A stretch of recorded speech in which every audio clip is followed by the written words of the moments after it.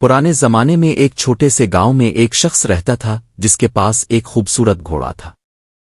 इसके 4 बेटे थे, दिल से अच्छे मगर दिमाग के मामले में इतने सादा कि पूरा गांव उनका मजाक उड़ाता था। बाप के मरने के बाद उन्होंने बैठकर एक संजीदा मीटिंग की। अब घोड़े को कौन संभालेगा? पेचली भाई ने तजवीज दी, क्यों ना घोड़े को काट कर बांट लेते हैं, एक टांग मुझे एक तुम है और यूं सब बराबर। मसला ये था कि बाकी जिस्म कैसे तकसीम हो।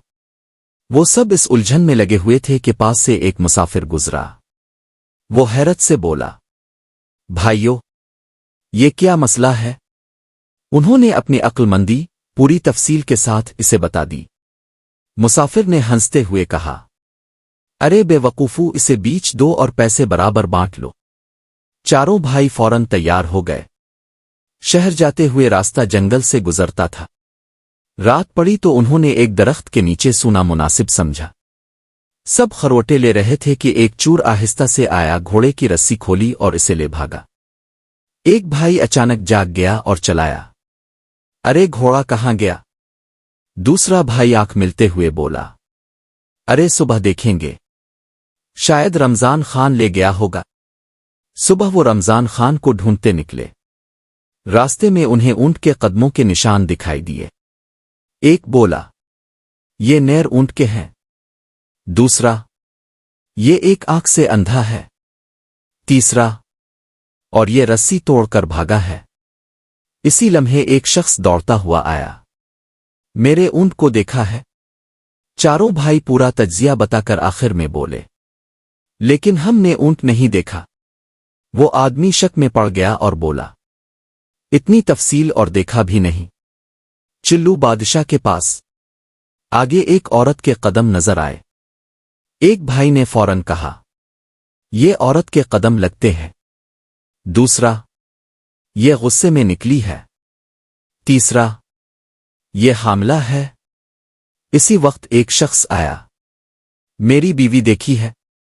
उन्होंने पूरी कहानी सुना दी।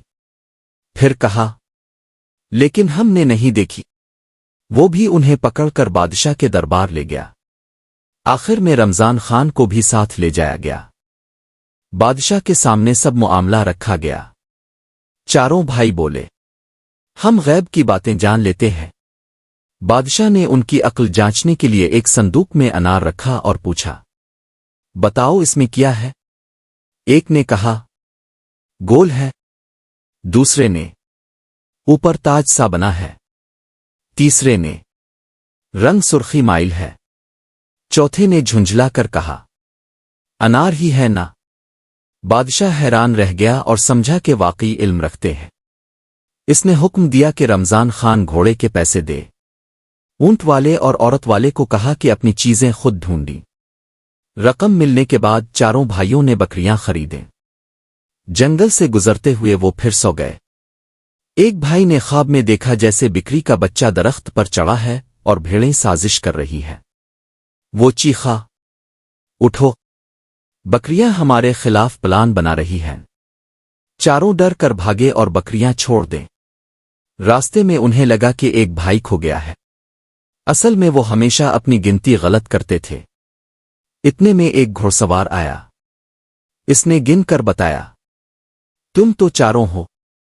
चारों भाई खुश होकर बोले, अब बहुत समझदार हैं, हम अब के नौकर बन जाते हैं।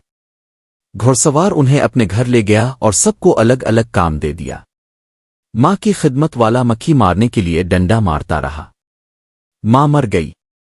बैलों वाले ने बैलों के सर काट कर भूसे में गाड़ दिए कि यूं खुद खा लेंगे। खेत वाले ने वक्त बचाने के लिए पूरी फसल जला दी।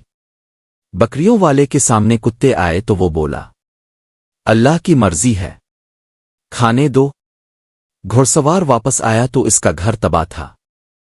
गुस्से में इसने कहा, जाओ कब्र खोदो, मेरे कान के बराबर गहरी। उन्होंने मुट्ठी भर गड़ा खोद कर कहा, बस कान जतनी कब्र तैयार। घुड़सवार ने सर पकड़ लिया। फिर कहा, जाओ मेरी मां की लाश लाओ। चारों भाई लाश चारपाई पर रख कर लाए, मगर रास्ते में गिरा बैठे। कब्रिस्तान पहुंचे तो चारपाई खाली थी। उन्होंने कहा, जनाब वो रास्ते में भाग गई होगी। घुड़सवार चीखा, मुर्दार कैसे भाग सकता है। आखिरकार उन्होंने गलती से एक दूसरी बेगुनाह बूढ़ी औरत उठा लाई। घुड़सवार चीखता रह गया। आखिर इसे असल लाश मिली, इसने दफन की और चारों भाइयों को घर से निकाल फेंका। इख्तिताम। यूं चार नासमझ भाई अपनी बेअक्ली के पीछे सारी जिंदगी खार होते रहे और गांव वाले हमेशा कहते, अक्ल हो तो जिंदगी आसान, वरना चार भाइयों का अंजाम देख लो।